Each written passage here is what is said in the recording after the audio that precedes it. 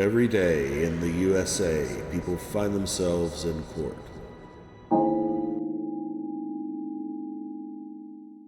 Your Make Honor, sure I that need to it say is something. appropriate. James, stop. This is,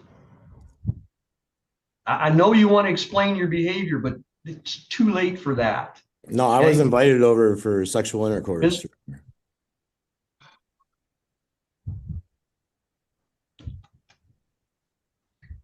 You're not making it any better, Mr. Dash. Well, Do what that's your why I was there attorney at 3 a.m. advises. if we're Do talking what about your why I was attorney there at 3 advises you to a.m. do and keep your mouth shut, sir. Okay.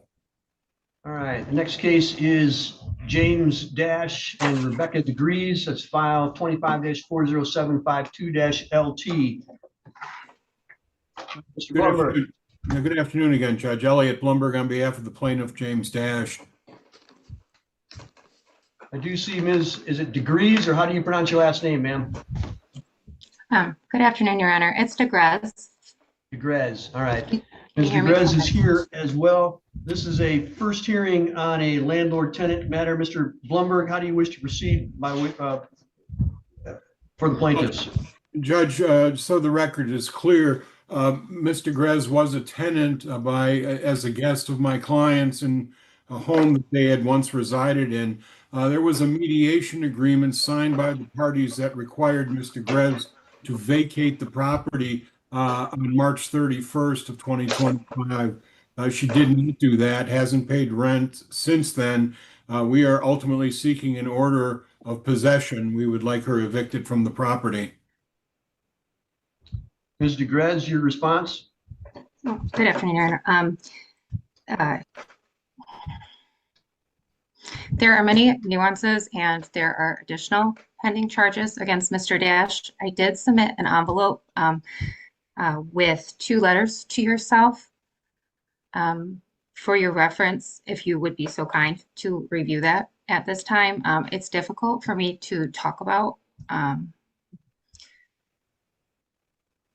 you sent, So I have thought you it'd be sent that better if I. information? I'm sorry, I didn't mean to interrupt. But I do have Oh, an no. envelope, but I haven't looked in it yet. Did you send the same Okay. information to Mr. Blumberg as the attorney for the other side? No, but he's aware of all of the things, Well, for the last 2 years. typically as a judge, I'm not supposed to look at things from one side where the other side doesn't know what the judge is looking at. It's called ex parte communication. I can talk about those things in court when both parties are present, but if you want me to read things, they have to be decided whether or not they're admissible or whether they're improper for me to look at. And the only way for Mr. Blumberg to know about that, to object if there is an objection, is if he has that information ahead of time. Do you believe, and again, I haven't looked in here and I'm not going to today, but do you believe that there is a basis for you to stay in the place based on the materials that are in this file? Absolutely. Is there- I believe there's several reasons. While I am Well, not, are there obviously. legal reasons? I'm sorry. Not just because you want to. Are there legal reasons why you should be allowed to stay? Well, that's why I wrote it all down. It's hard for me to express myself in the moment just from the traumatic nature of the relationship. It was a 10-year relationship and the house was, I don't know if you can hear me or if it's like, because I have maybe a disconnect on my side. I do apologize. No, we're good. Here's what I'm going to do. I'm going to direct you to send everything that was in here to Mr. Blumberg, a copy of it, so that he has an opportunity to review it prior to me looking at it. I'm going to reschedule this matter, which is typically what I would do anyway. Typically on a first hearing, it's a chance for me to understand what the circumstances are. And then if there's going to be a contested hearing, I have it at the second hearing, which will be in about a week. So that gives him an opportunity to object if he thinks so. That also gives you an opportunity to collect your thoughts. And then if there's something in the file that I need to review, I can do it at the next hearing. Do you have any problem with that procedure, ma'am? Well, I just would like to make a note. I was not aware that you could not review it. Our shared minor child and I live in the home. So I'm sorry. So it's just very difficult. Like, can we still live in our home, or there's just been. Well, all I can say is, all I know about the situation is what Mr. Blumberg has filed as the complaint, and he says that there was a mediation agreement as part of what looks Yes, to sir. be a divorce case, that says that there was an agreement that you got to stay in the home until a certain date. And now that date has passed and they want you out. So that's all I know at this point, because that's all that's been presented to me. So I can't make a decision on that, and I won't Yeah. make a decision on that today, but I will make a decision on that at the next court date, unless there's some really good reason to adjourn, which I can't think of at the moment. So you may need to make preparations one way or the other, because I'm going to try to make a decision one way or the other at that next court hearing. Mr. Blumberg, typically it would be approximately a week from now, which would be July the 7th. We have time on July the 7th for a contested hearing. Let me check on my court staff first. Yes. So it looks like we do have time for a contested hearing on July the 7th. Ma'am, do you have any objection to having this hearing on July the 7th? That'd be a week from today. I do not. I just, sir, if I may say, like, well, I am not, well, I do not have a degree in law. I am working on my master's in education. I am certified by the state to teach law to high school students. And I did quite a lot of research into family law. And there are several items of note that are in bad faith on Mr. Dash's part.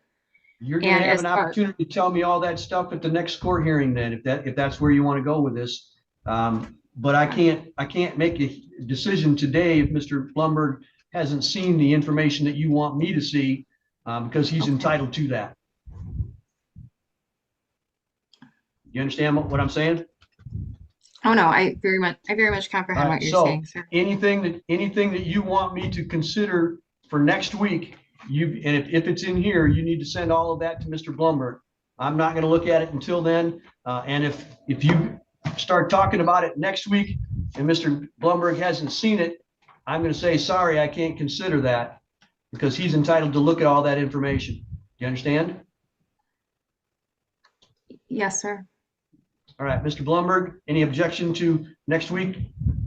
No, Judge, if that's how we're going to proceed, that's fine.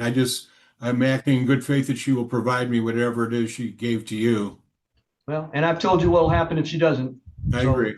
you're protected and she's protected. She's going to have a chance to talk about it. If she doesn't provide it, then she doesn't get a chance to talk about it. So any other questions that you have, ma'am? No, I just would like to say one thing. The reason I have written it all down is it's very hard for me to remain composed due to like various criminal actions on Mr. Dash's part. So Then take a lot of notes and prepare yourself to be able to talk in court. yes, sir. All right, that's all for today. Then I'll see you both next week. Thank you.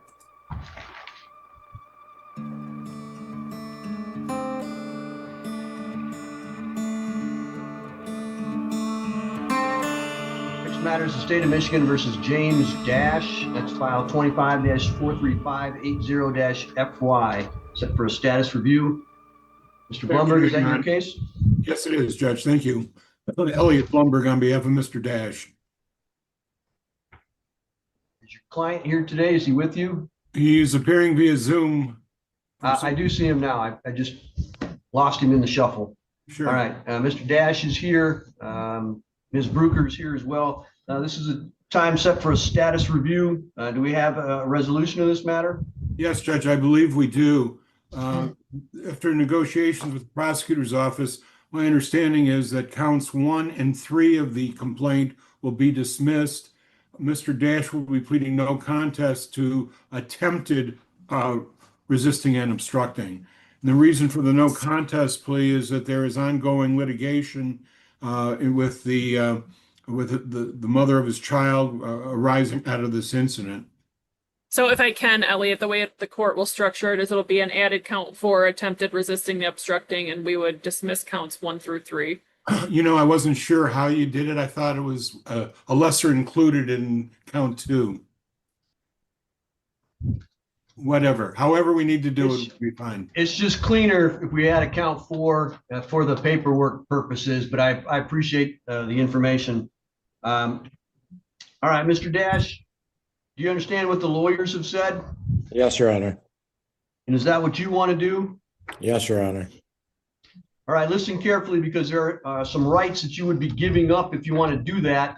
And I want to make sure that you can make an informed decision about doing so.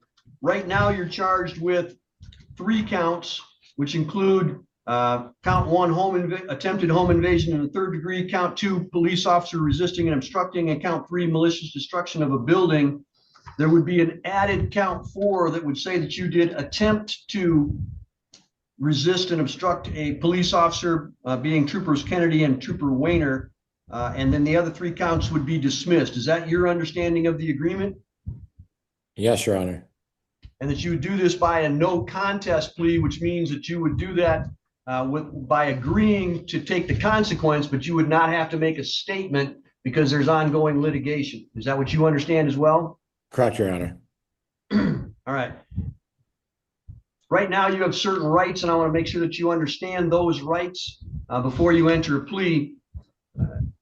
If you enter a plea today, you'd be giving up the following rights: the right to have a trial by a judge or by a jury, the right to see, hear, and question all the witnesses against you, the right to present your own witnesses and to get an order from the court called a subpoena to require those witnesses to appear and testify. You'd also be giving up your right to testify or your right to remain silent. And if you chose to remain silent at trial, that silence could not be used against you.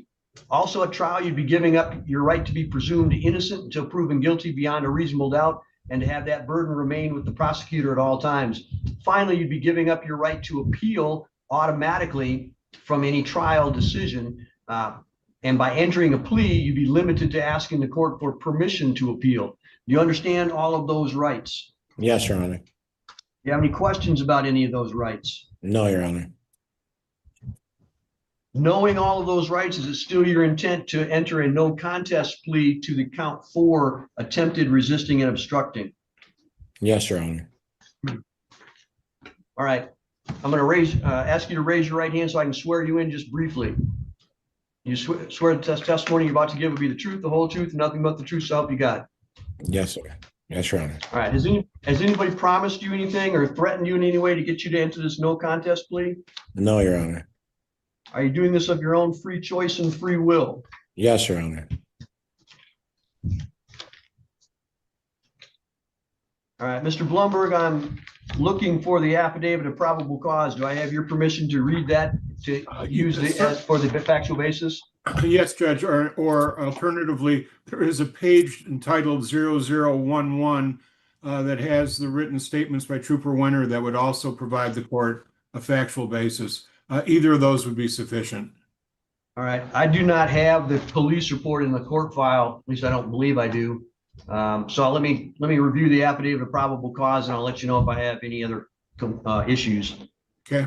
All right, I do believe that the affidavit of probable cause satisfies the elements of attempted resisting and obstructing, in that it appears that the Michigan State Police, Trooper Kennedy, went to the scene where a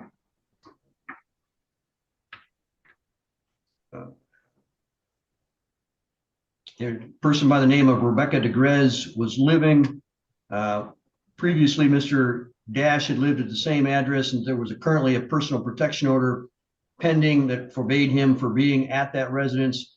Trooper arrived, followed him in footprints in the snow leading back through the yard, confronted Mr. Dash, tried to arrest him, and he pulled away from the officers, tensed up, and resisted the arrest. So from that, and that all occurred on March 15th, 2025 within Otsego County. So I believe I do have a proper factual basis, and I do believe that Mr. Dash entered that plea knowingly, intelligently, and voluntarily. Are counsel aware of any other promises, threats, or inducements that were not placed on the record? No, Your Honor. I am not aware of any. And do you believe that I've complied with the court rule as to plea taking? Yes, Your Honor. As do I, yes. All right, I will accept the plea. Let me make sure I catch up with my paperwork here. Ms. Bruker, given the type of offense, do you believe that we need to have a victim impact statement or an opportunity for the officers to make a statement in court at sentencing? No, Judge. All right, Mr. Blumberg, are you asking to proceed directly to sentencing? Sure, Judge, we could do that. I think it's important that the court ultimately understand the facts behind this whole incident. But yes, we can proceed to sentencing if that's what you think we should do. I'm happy to give you additional time if you'd like additional time. That's entirely up to you. James, do you want to proceed to sentencing right now, or do you want? Yeah. Yes, Okay. sir. No, then let's All do. right, that's what we'll do. All right, Mr. Dash, what I'm going to do is I'm going to let each of the attorneys give me their thoughts as to what an appropriate sentence would be.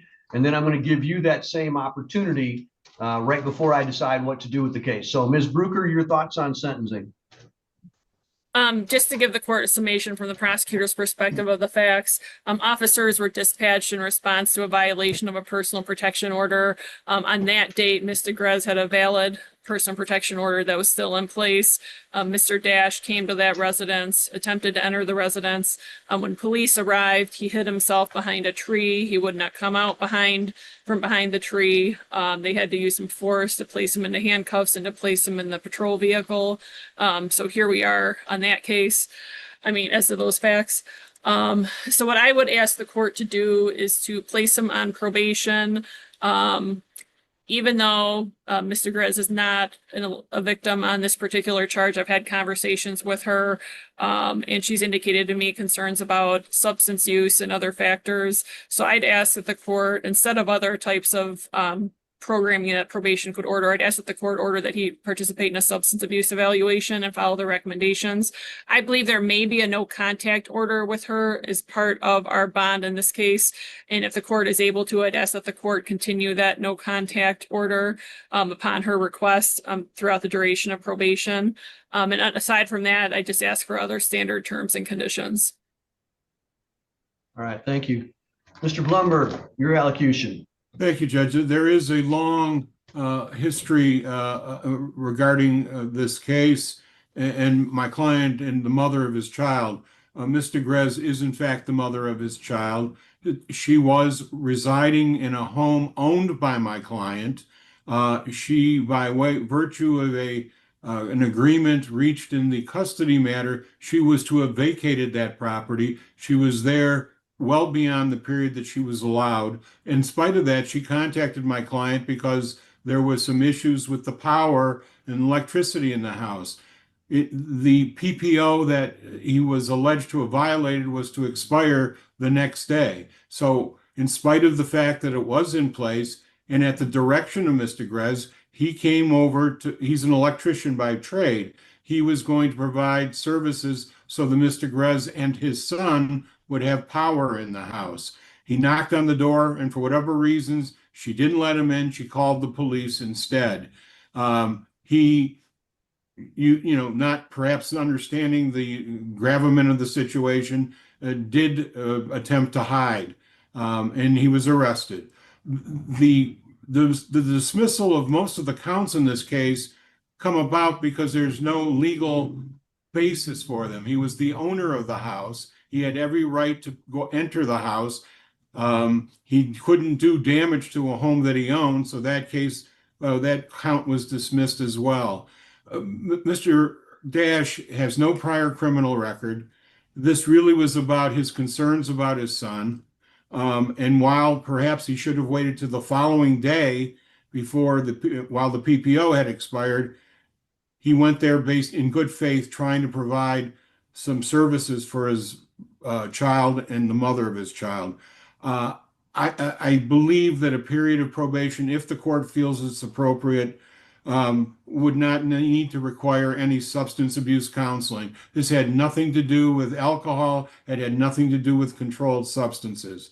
Mr. Grez and Mr. Dash continue to be involved in custody matters, and I believe they're actually even before you at this point. So her concerns at this point is making sure that he doesn't get to see his child. So, Judge, currently Mr. Dash is residing downstate. if the court were to place him on probation, we would respectfully ask the court to allow the probation to be transferred down to Macomb County, where he is currently residing. I think a short period of probation, if any, is appropriate and merely fines and costs. Thank you. Judge, I don't want to get in a back and forth, Mr. Blumberg, but there are two small factual things about the dates that I could correct if the court would like me to. Go ahead.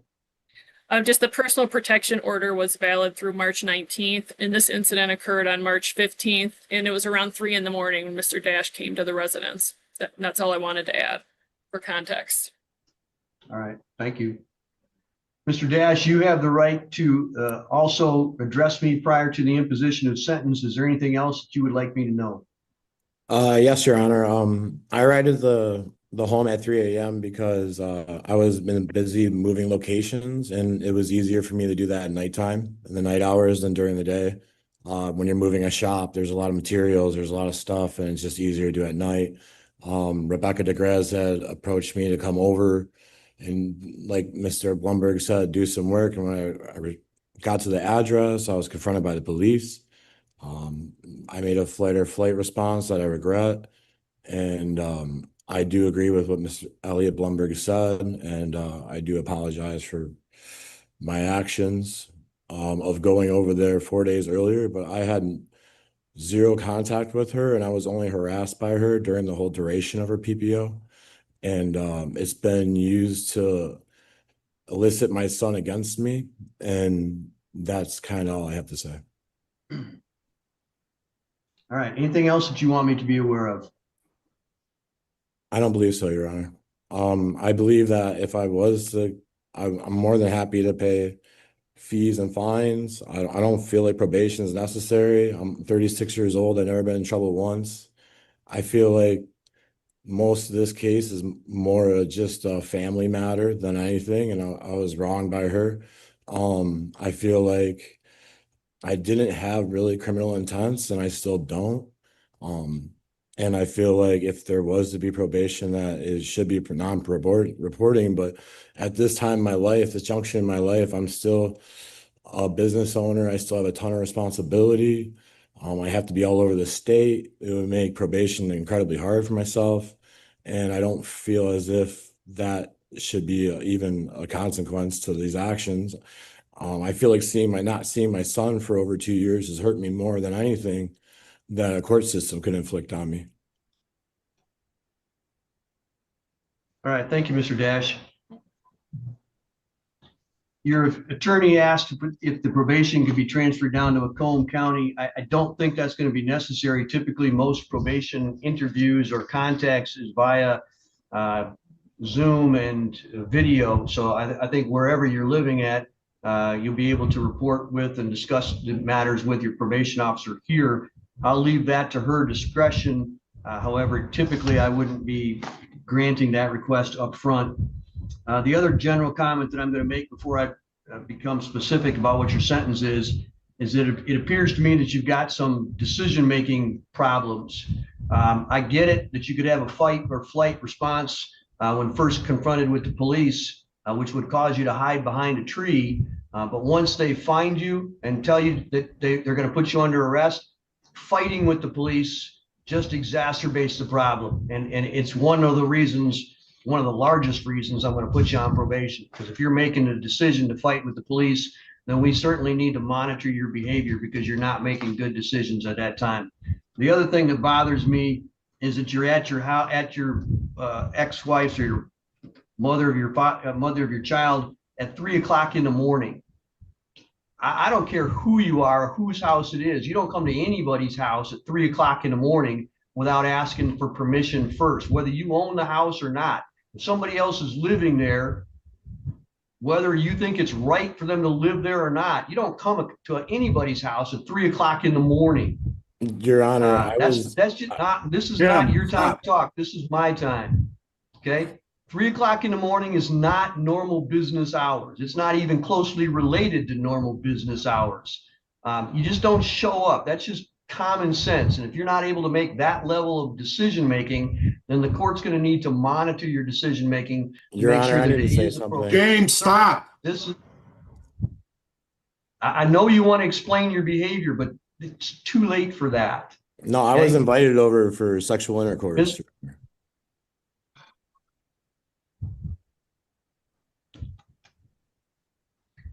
You're not making it any better, Mr. Dash. Well, Do what that's your why I was there attorney at 3 a.m. advises. if we're Do talking what about your why I was attorney there at 3 advises you to a.m. do and keep your mouth shut, sir. Okay.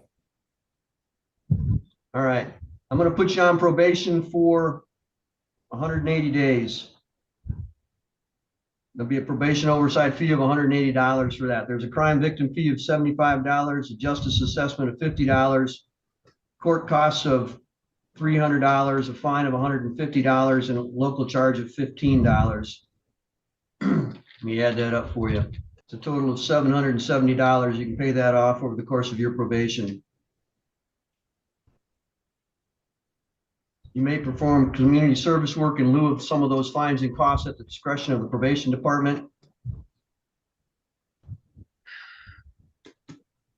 I am not going to impose substance abuse or drug screens on you because there doesn't appear to be any credible information at this point that you did that. But again, your decision-making bothers me.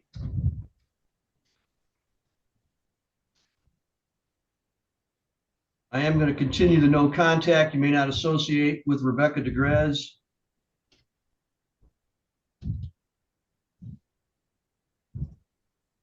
Unless in compliance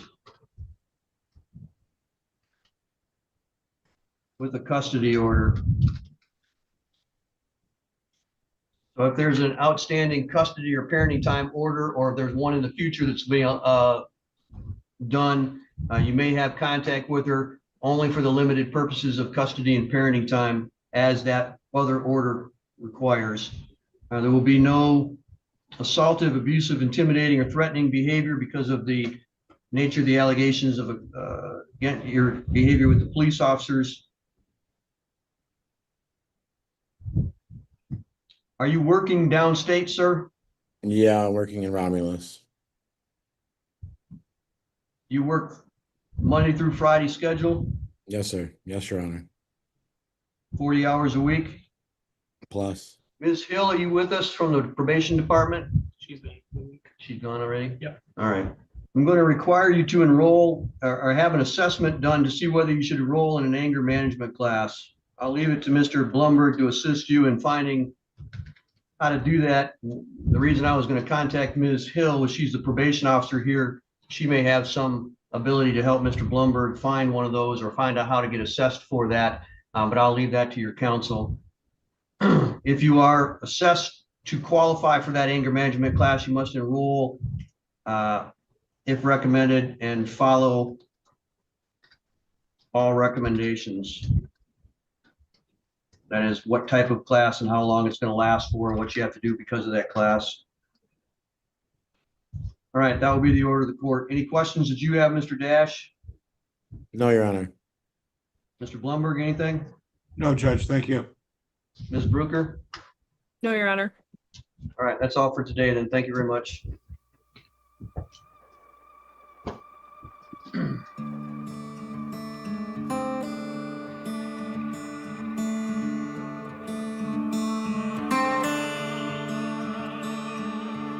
All right, good afternoon, Mr. Blumberg.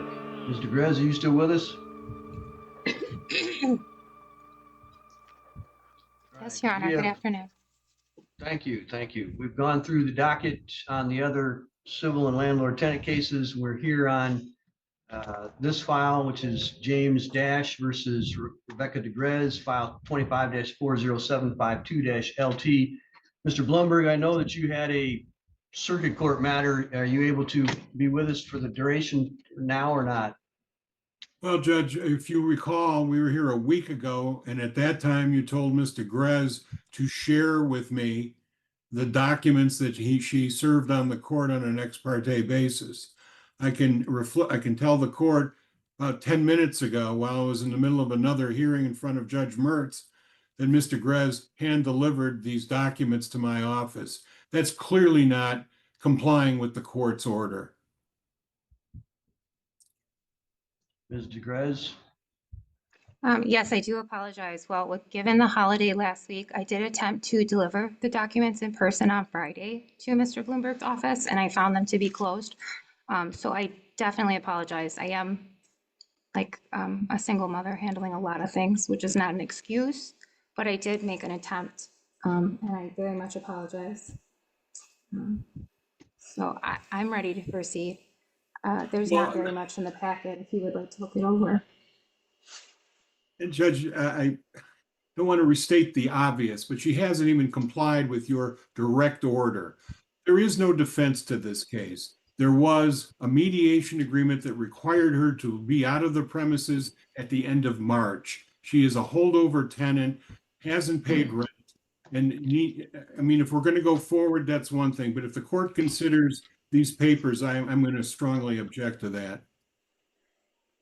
All right, Ms. DeGrez, I gave you plenty of time to mail, to walk over, to whatever you needed to do to get the documents to Mr. Blumberg's office. You will have a chance to testify today if you want to. We will go forward with that, but I'm not going to consider any documentation that you gave to Mr. Blumberg 10 minutes ago or 15 minutes ago or whenever it was today. That's simply not enough time for him to have notice of it, to be able to react to it appropriately. I wouldn't let him do the same thing to you either. So we've got to be fair. So yes, ma'am, you have a question about that? It's not directly related to this hearing, but there have been times where I wasn't presented with documentation that he presented to the court, and I was caught unawares. But I definitely apologize. It was not my intention. I did try to get it there on Friday. I'm not disputing what you said, but he didn't have it. Friday was the 4th of July. Everybody's closed. I mean, that's a national holiday. Everybody's closed on the 4th of July, and I think everybody knows that. So whether you try to do it or not, I appreciate the effort, but there's no way that anybody's going to be present to take it on that day. So you will be allowed to present whatever information you have personally, but I'm not going to review the documentation that you submitted in the court file in this manila envelope that you submitted to the court. So Mr. Blumberg, this is your complaint. How do you wish to proceed today by way of witnesses? Well, Judge, I am willing to do this. I am willing to reschedule today's hearing. I have, again, only glanced at these documents. None of them really have to do with the issues, but in the sake of being fair, I'm prepared to agree to reschedule this. I don't care whether you review these documents or not. In my 30-second review of them, they deal with custody issues and things other than the landlord-tenant matter. But I'm willing to reschedule this where the court will have the opportunity to hear all the evidence. Ms. DeGrez, is that what you want to do too? You want me to consider these documents with this adjournment?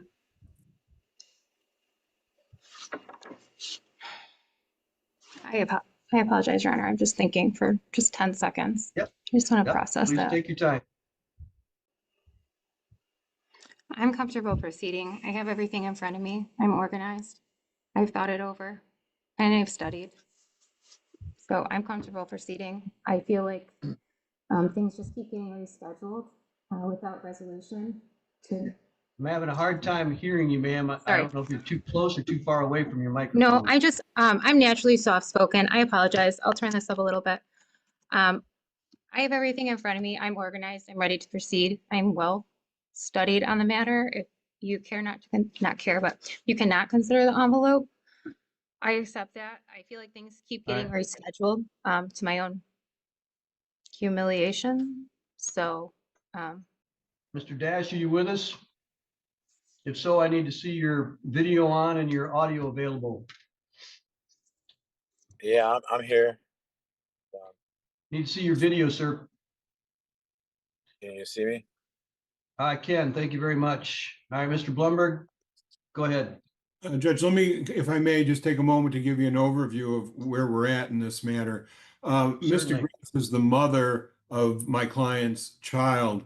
In the midst of a custody dispute and parenting time debate, the parties came to an agreement whereby Ms. DeGrez would be able to remain in the residence owned by my client, and that is at 3051 Otsego Land Drive, Gaylord, Michigan. She was allowed to stay there for a period of time with the understanding that at the end of March of this year, she was to vacate the premises. That was memorialized in a mediation agreement between the parties and signed by the parties and their respective counsel. In consideration of that, certain monies were to be deducted from Mr.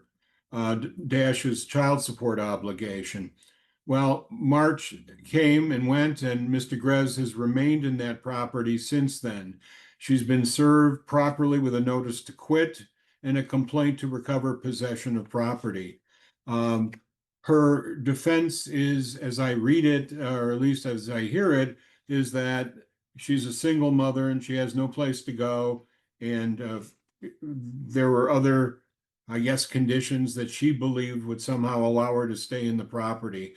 The reality is that she has no legal right to remain there. She's been a holdover tenant since March 31st, and we are simply seeking the court to enter an order to recover the property for my client. Mr. Dash is here today, if necessary, to testify to those things that I've just represented to the court. All right, Ms. DeGrez, do you disagree with anything that Mr. Blumberg has said? I would dispute. You have to everything he had talk said. a little bit Oh, I'm louder sorry. so I can hear you, ma'am.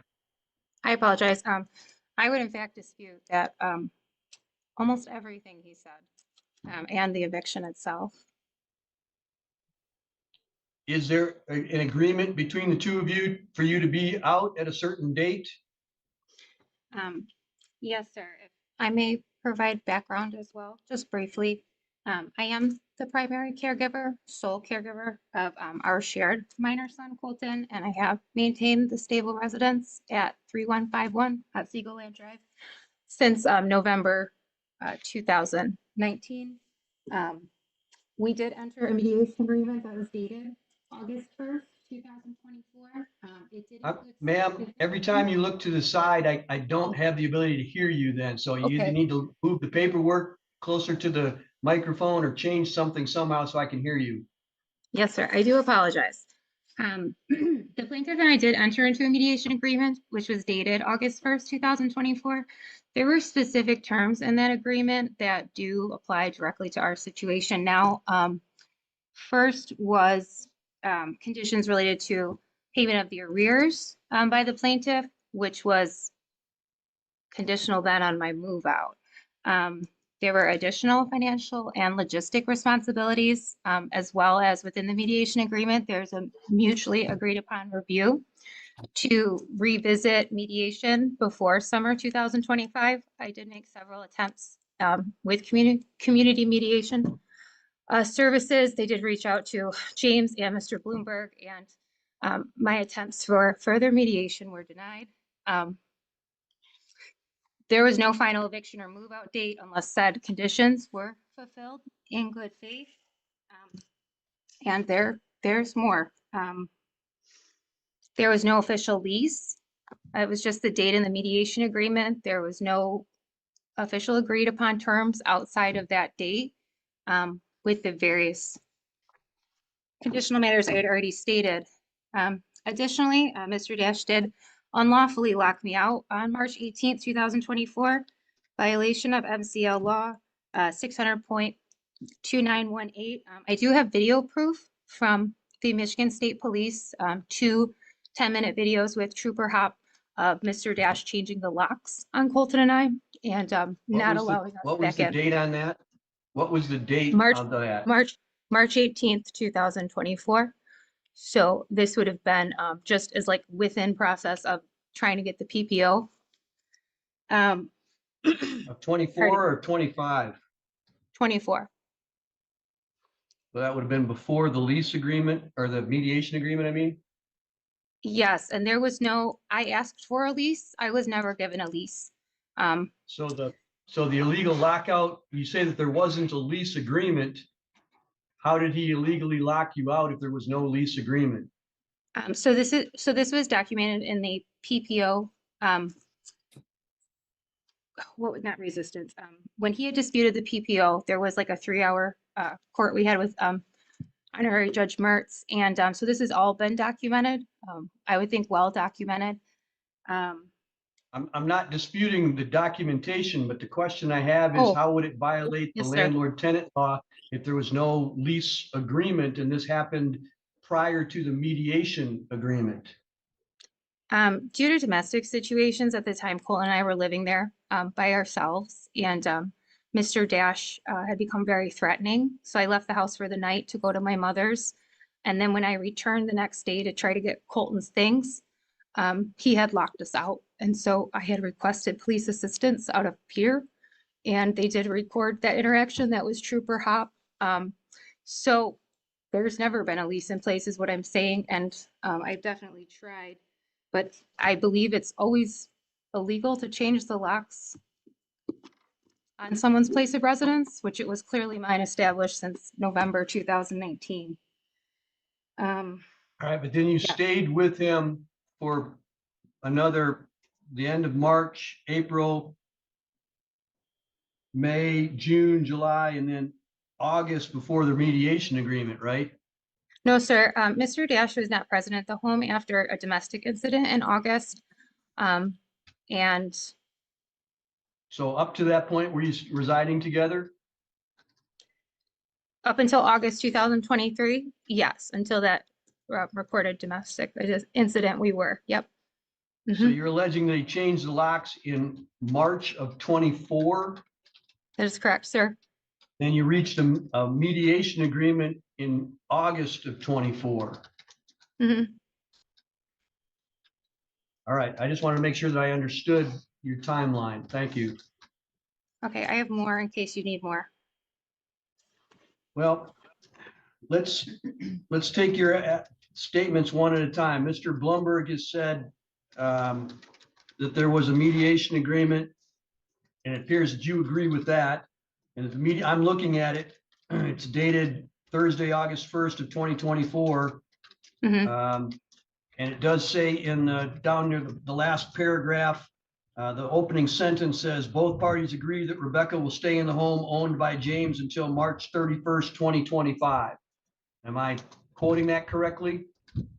That is correct, sir. Based on the Right. conditions.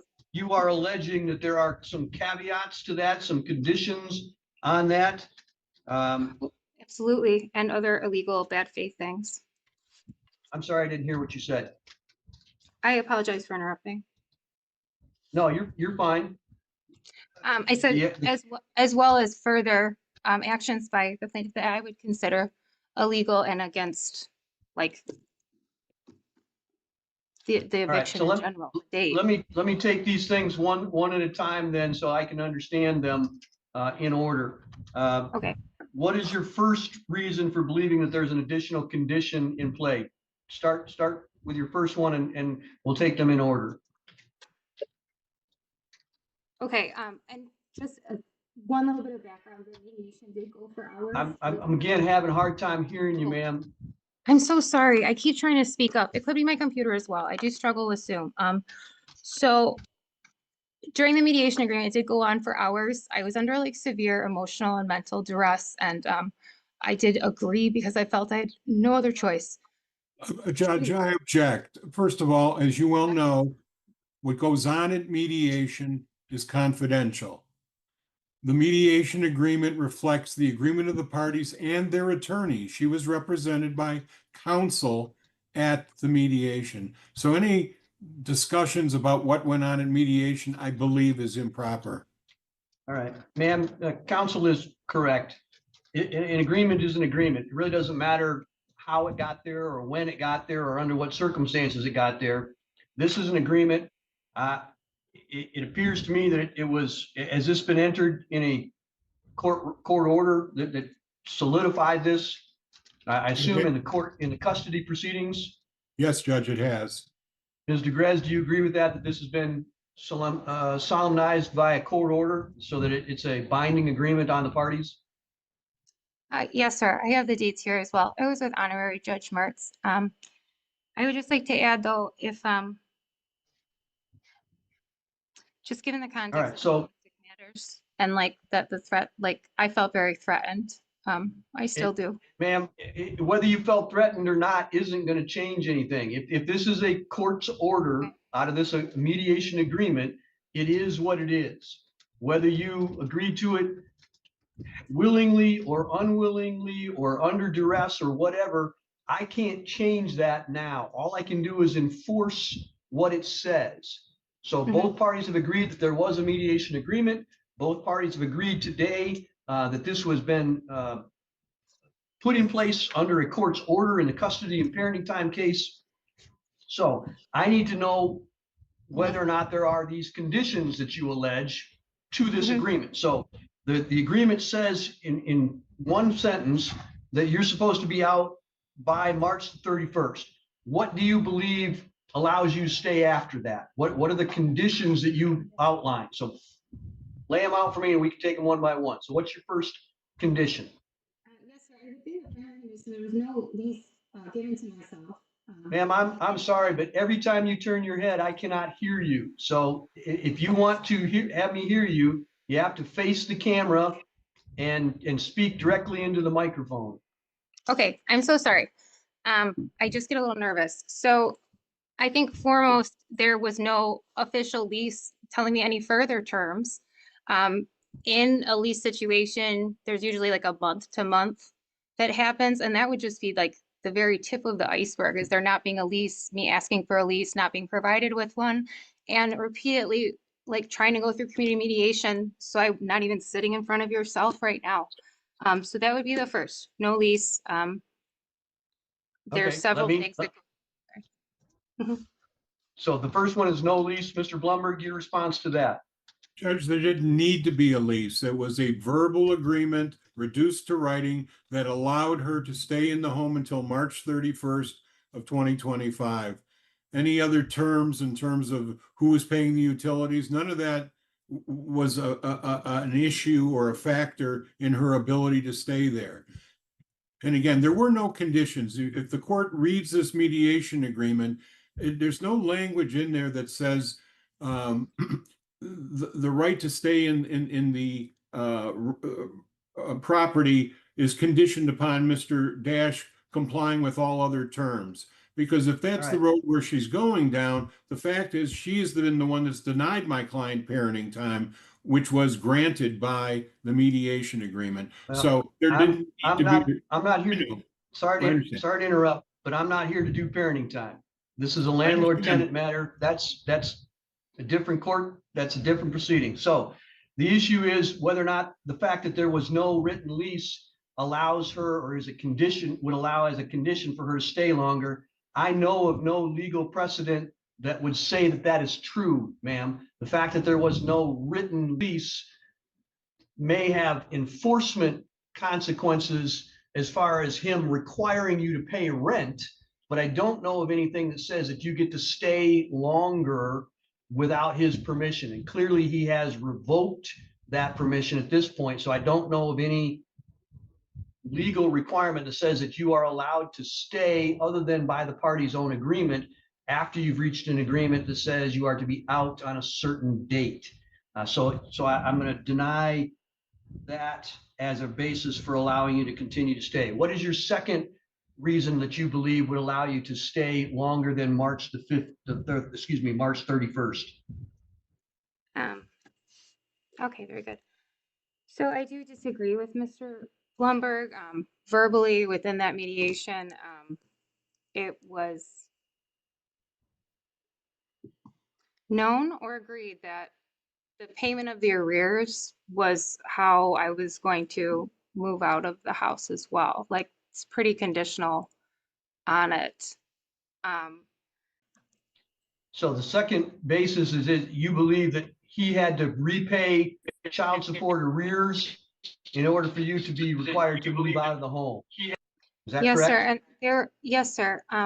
I do have documentation of all the payments, which I've submitted. I think Mr. Blumberg does as well, but I've never seen James' documentation of the payments, so I'm not aware the truthfulness of what was submitted. Yes, so As I took it, the move out date was based on his fulfillment of said obligations. He failed to pay, he failed to mediate, and he acted unilaterally against several court matters, his own lawyer, myself, Okay. good faith. Yes. All right, so hang on, let's not get too far ahead of ourselves. So the second reason that you would think you should be able allowed to stay is that he failed to pay the arrears that are referred to in the same paragraph, where it says, Rebecca agrees that there will be a monthly rent of $1,500 beginning the first of the month following the child support arrears being paid in full. Rebecca agrees that the rent money can be credited toward the child support beginning the first of the month of the child support arrears being paid in full.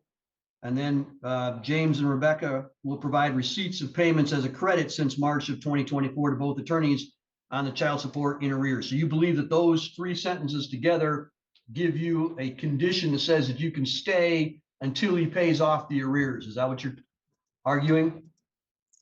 Yes, sir. Ma'am, I can't I'm so hear you sorry. again. I would have liked the mediation agreement, that paperwork to have fleshed that out more clearly for me, just as I had asked several times for a lease, so I understood all of the No, terms, and I was I never can't provided. change it now. All I can do Okay. is try to give effect to Oh, what it yes. says. So Okay. that's the three sentences that you want me to consider on your argument. Is that correct?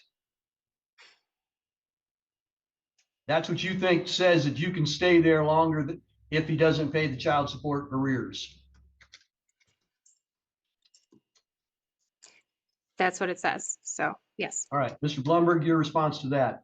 Well, two things. I don't believe it says that. And more importantly, he has paid all the arrears. There is no child support arrearage at the current time. And how do I know that?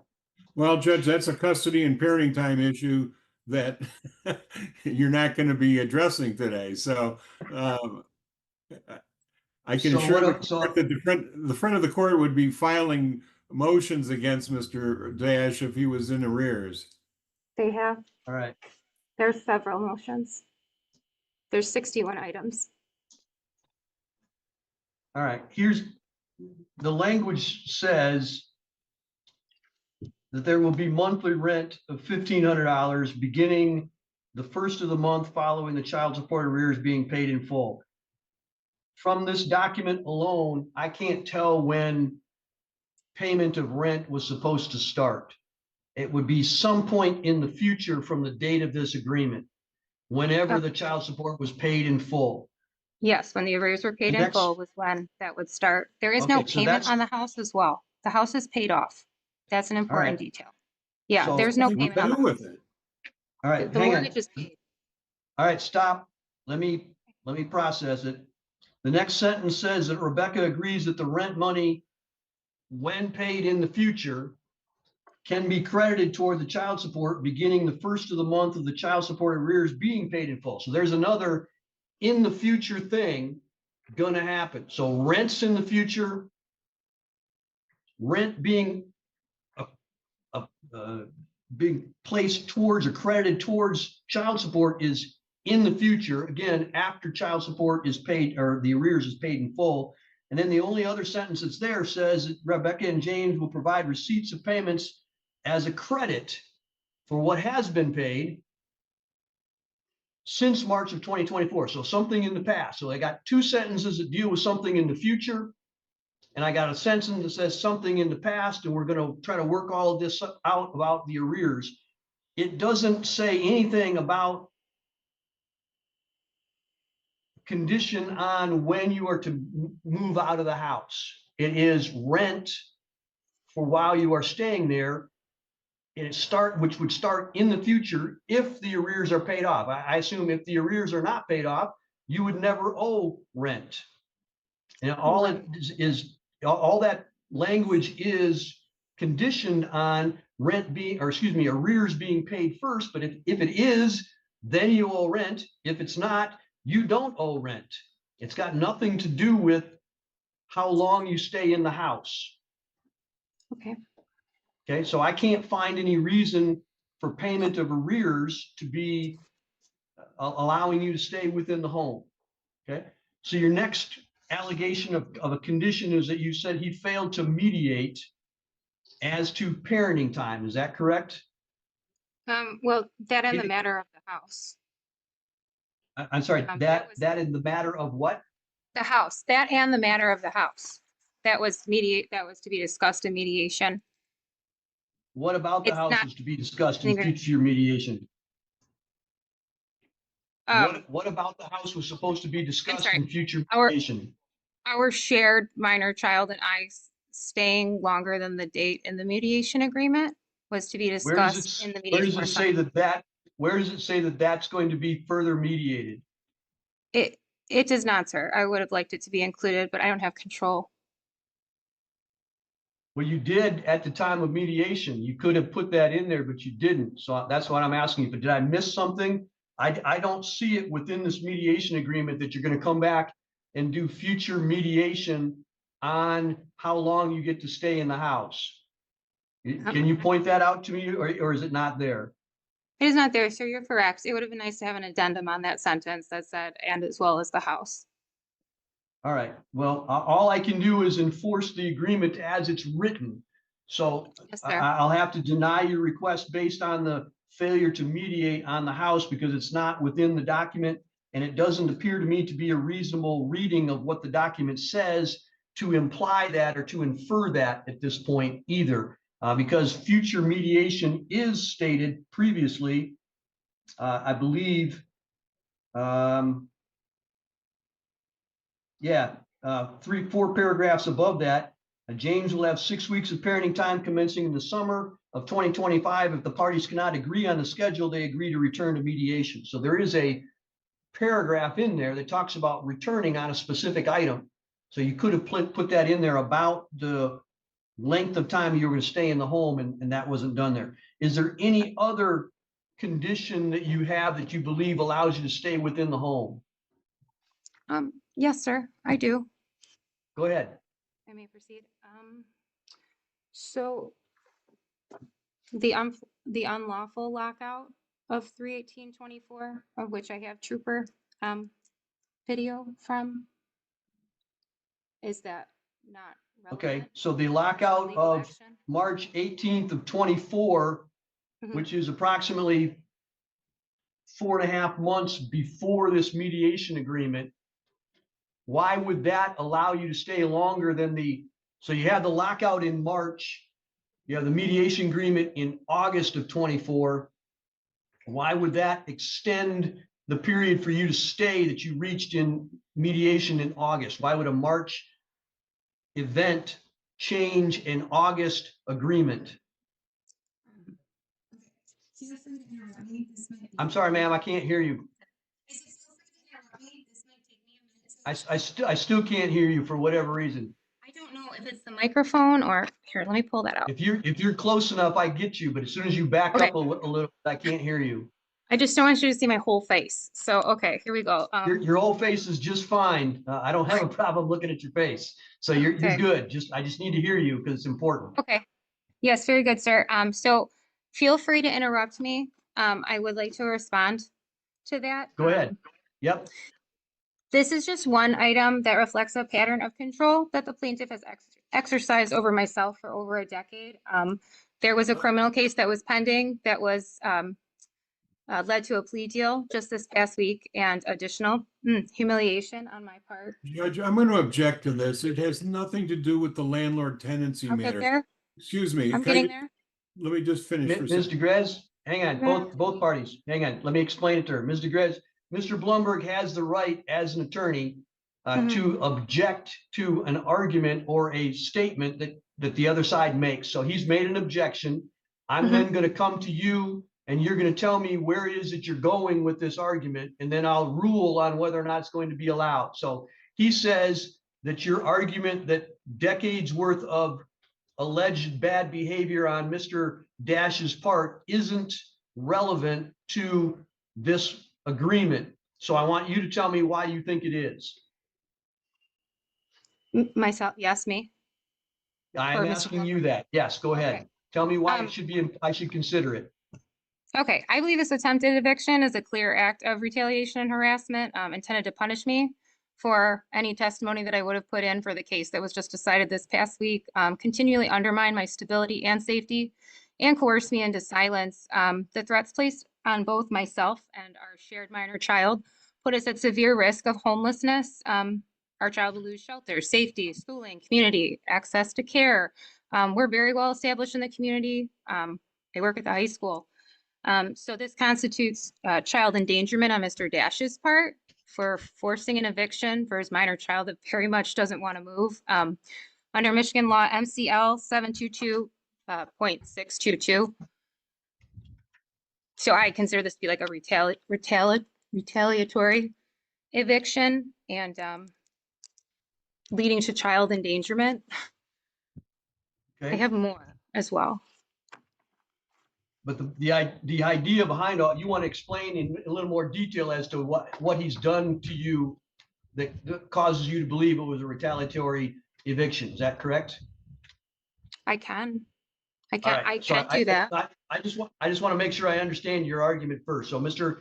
Blumberg has objected. You've said you believe it to be a retaliatory eviction. I'm going to give you the opportunity to tell me quickly, but I am going to give you the opportunity to tell me why you believe that this is a retaliatory eviction. Go ahead. There's been a long pattern of threats and documented 911 calls from situations with Mr. Dash. I've continually felt threatened by both himself and his counsel. There was a letter sent by Mr. Blumberg to the state police, the county police, that I was not even supposed to be allowed in my home until the PPO was upheld by honorary judgments. So I have felt threatened all along, and there is documentation of it, including the lengthy PPO hearing that we had that supports that. Let's see, I have more. I do feel like it's a violation of my rights as a tenant, as a mother, and I'm a survivor, and I'm just asking for continuity of housing for Colton and I, or even for the parties to agree to revisit this matter in mediation. I would really just like to talk it out, not in this setting. Or an extension. Our son really just doesn't want to move.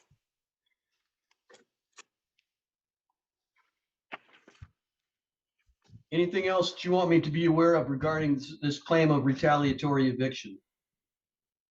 Just give me 1 second so I can look over my notes. Again, ma'am, you're too far away from the microphone. I can't hear you.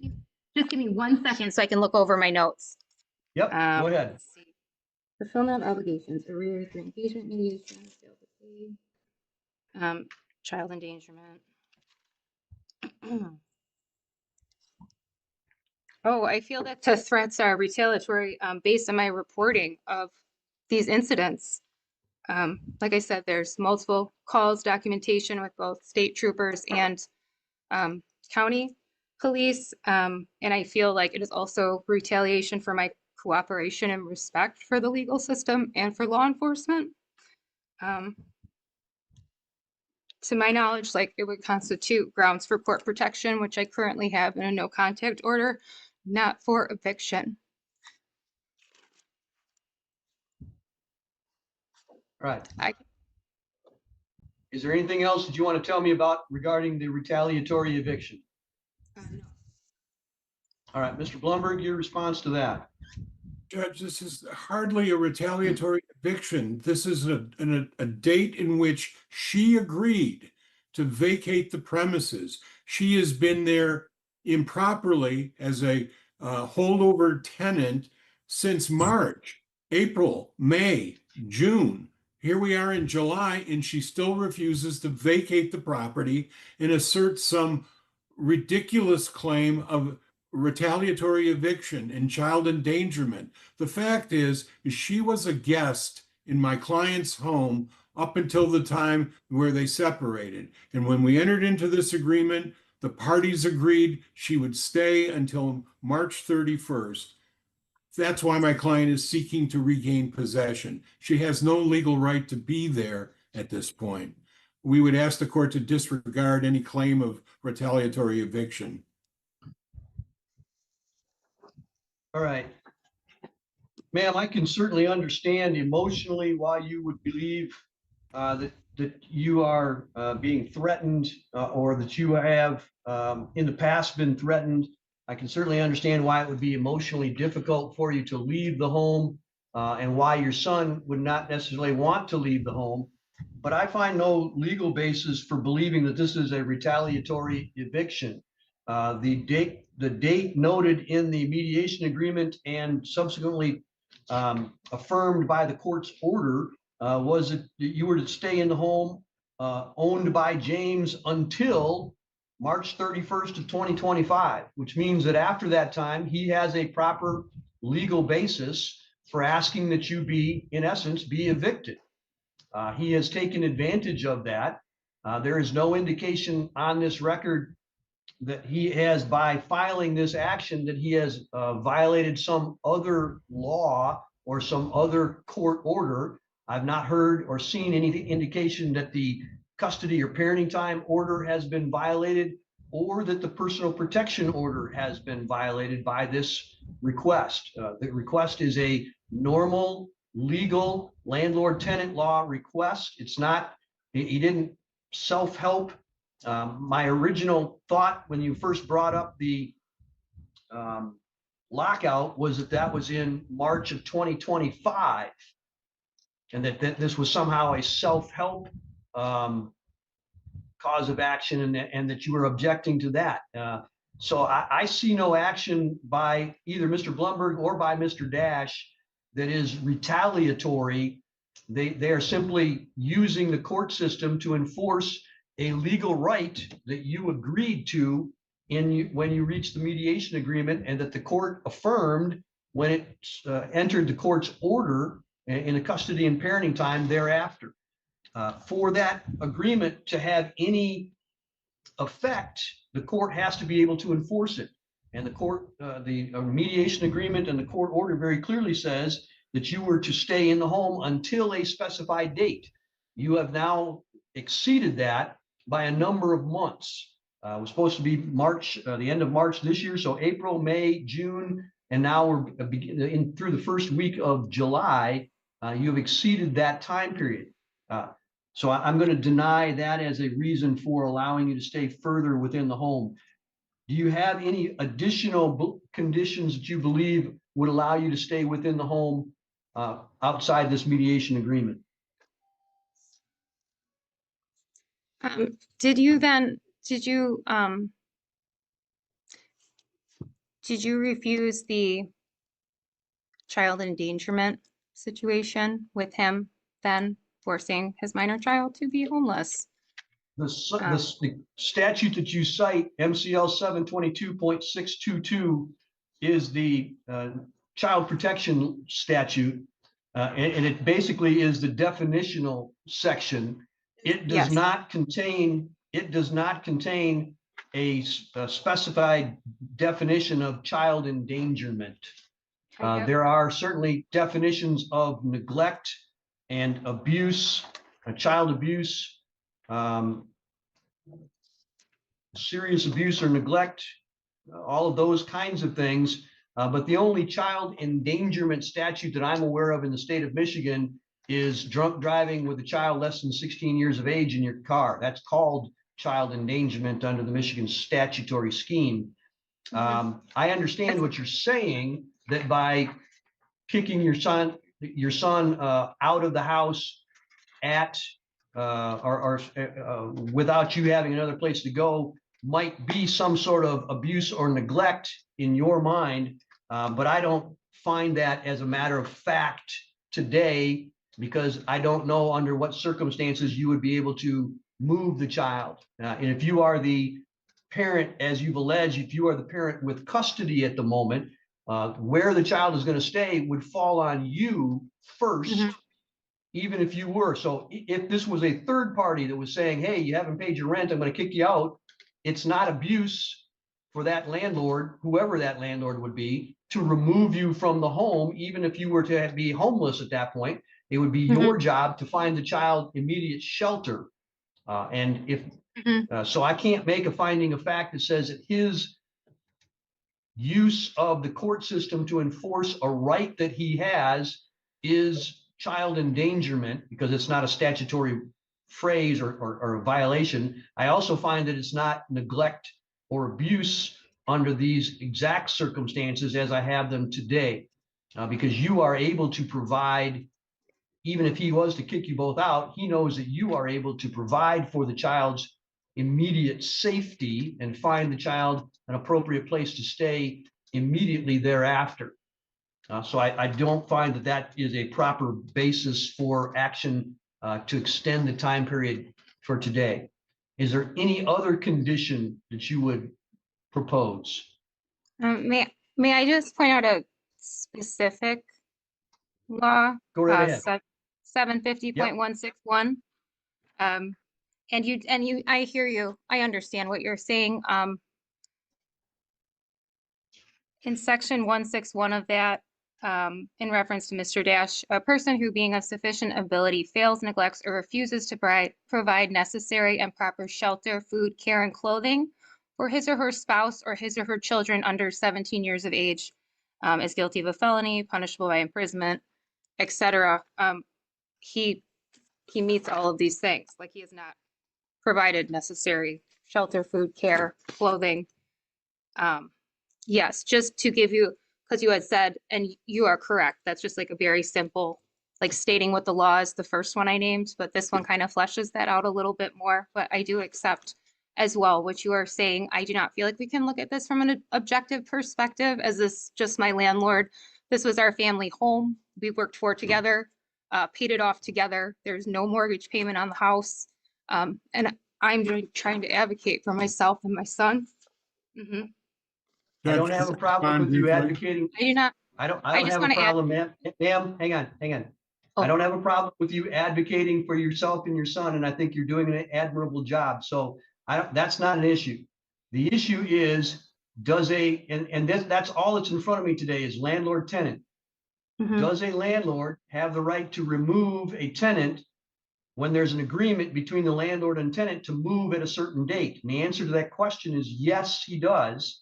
And simply by removing the tenant, if the tenant has a young child, does not cause the child to be neglected or abused, because the tenant can provide for the child's immediate welfare by getting a motel or getting a hotel or going to a homeless shelter or renting another place. So it is not abusive or neglectful, even if the landlord is the father of the child and knows that the child is going to be removed from the home that the child believes is its long-term home. That may have some emotional impact on the child, but by and of itself, I do not believe that it is neglectful to the point where it would overcome the landlord-tenant laws. If you disagree with me, you may certainly report it to Child Protective Services. They may do an investigation, and if they believe that I am incorrect, they can bring that by way of a child protective proceeding in court, and I would review it again at that point. But as of today, the landlord simply enforcing an agreement reached with the tenant for a date to be removed from the home does not amount to abuse and neglect. Do you have any other conditions that you believe would allow you to stay within the home longer than the date that you agreed to? Let me just look. They are rather backed up at CPS too. They're very busy over there. I deal with them every day, so I know exactly how busy they are. I know. Correct. So They really So- are. They're doing the good work. Judge, right. can I respond while she's looking whatever it is she yes, wants sir. to? If anyone is neglectful in this situation, it is Ms. DeGrez. She is the individual who cannot provide for her child. My client, at a moment's notice, can provide this child with housing, food, and clothing. So if she wants to go down that road, she is the neglectful parent, not my Love to go client. down that road. Sir, I would love to go down that road. Like what, 230 miles away? 230 miles away, sir. Stop. Ma'am, The false As I've narrative said, and the humiliation is not acceptable. ma'am, I'm sorry. as I've said before, I'm not going to consider what Mr. Blumberg said, because I'm not here on abuse and neglect. I'm not here on custody and parenting time. I'm not here on any of that. This is landlord tenant. I don't take what Mr. Blumberg said as statement of fact. He's an advocate for his client, and that's all that was there for. So please review your notes, do whatever you need to do, take a minute to think about what you need to do. And then all I need to know is, do you have any other reason for believing that you can stay longer than March the 31st in the home? Okay. I guess they have a closing or like, yes, I can talk. Very good. Go right ahead.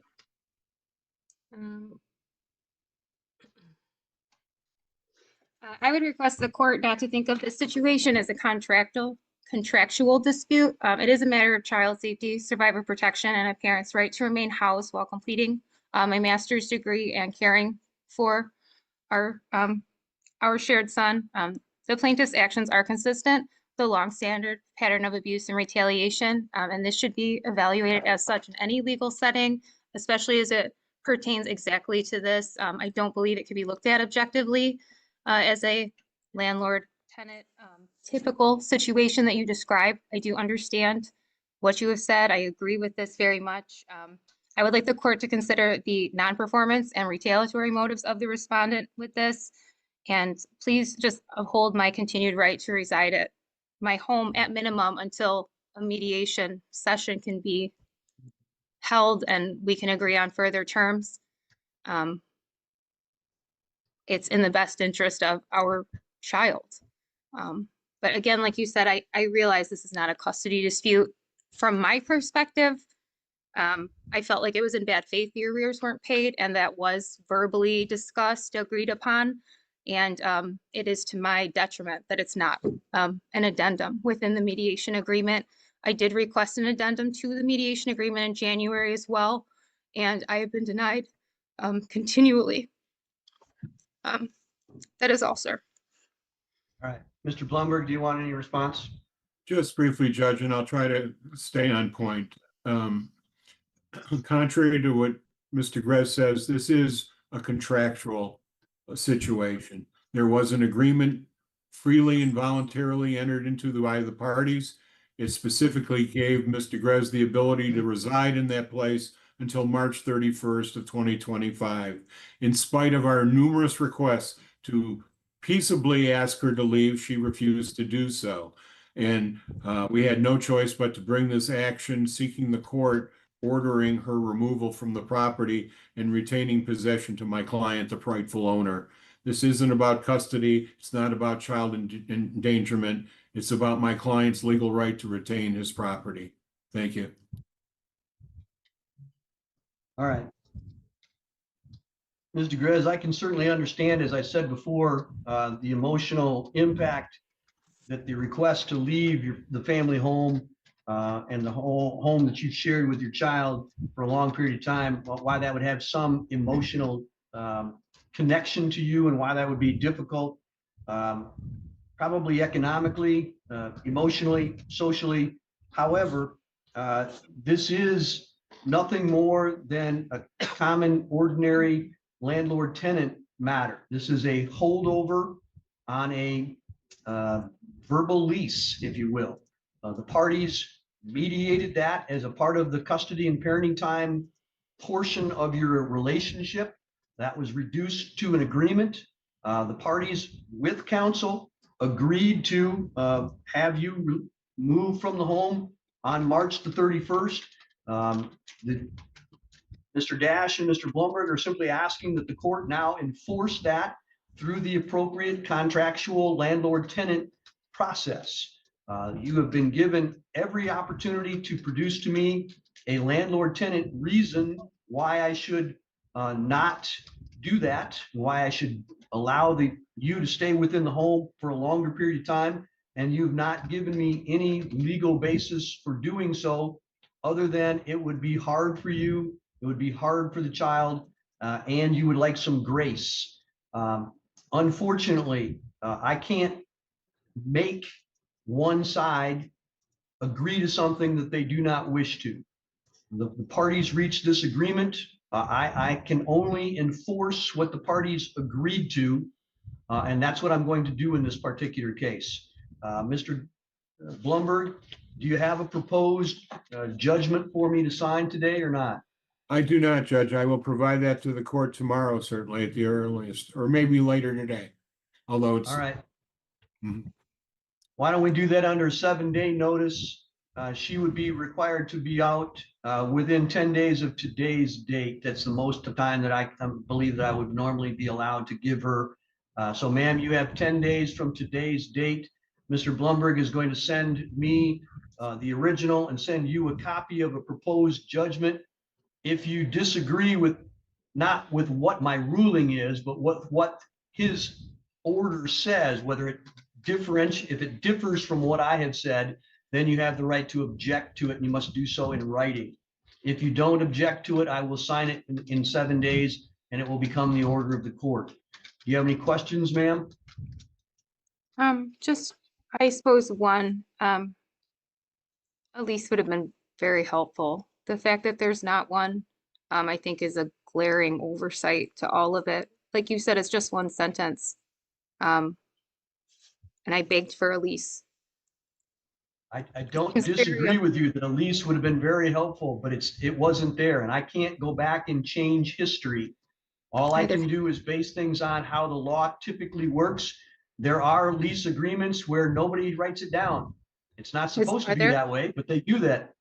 Oh, People let people stay in their house all the time. And if they hold over after they've been told to leave, we do the landlord tenant stuff. So it's not out of the question to have a non-written lease. And so that's what you have in this particular case, a non-written month-to-month lease. You're a holdover after you agreed to go. And so I'm treating you exactly the same way I would treat anybody else that comes before me with the same kind of claim. You have these rights. We went through the reasons why you might stay, and I found for the other side, and I believe that they are being upheld in the proper way to proceed. So all I can say is Mr. Blumberg is going to submit an order that comports with what I've said today. You have 7 days to object to that once you receive it. If you don't object, I'll sign it. If you do object, we'll have another hearing on it, but you've got 10 days period to be out. Okay. All right. That's all for today then. Thank you very much. Judge, can I just ask one last thing? I want to make sure we all understand. Yep. Well, she has the right to object to the form of the order, but not the court's ruling. I'm not sure she understood that. That's correct. And she has the right to appeal if she wishes, but she'd have to do that appropriately. And I don't know whether the next court would accept it or would adjourn it or hold it in abeyance. So all I can say is that's the ruling that I've made. Mr. Blumberg is going to submit the order, and we'll take care of things in the due course as they proceed on down the road. Thank you all very much. Thank you. With that, the court will be in recess.